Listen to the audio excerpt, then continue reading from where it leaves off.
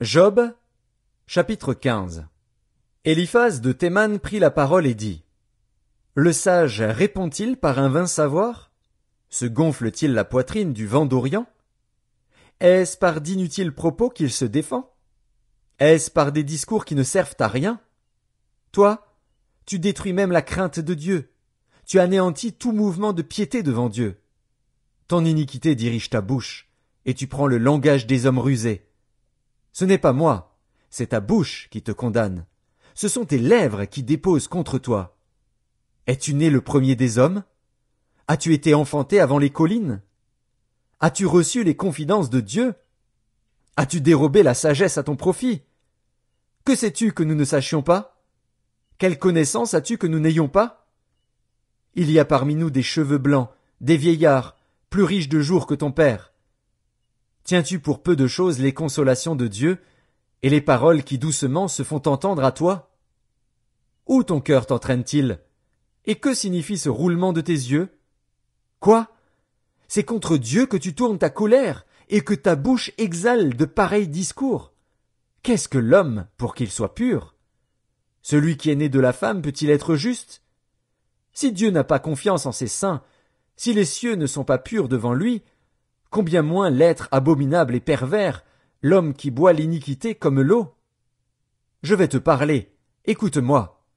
Je raconterai ce que j'ai vu, ce que les sages ont fait connaître, ce qu'ils ont révélé, l'ayant appris de leur père.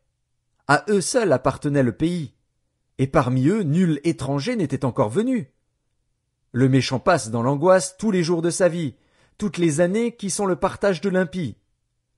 La voix de la terreur retentit à ses oreilles. Au sein de la paix, le dévastateur va fondre sur lui. Il n'espère pas échapper aux ténèbres. Il voit l'épée qui le menace. Il court çà et là pour chercher du pain. Il sait que le jour des ténèbres l'attend. La détresse et l'angoisse l'épouvantent. Elle l'assaillent comme un roi prêt à combattre. Car il a levé la main contre Dieu. Il a bravé le Tout-Puissant. Il a eu l'audace de courir à lui sous le dos épais de ses boucliers.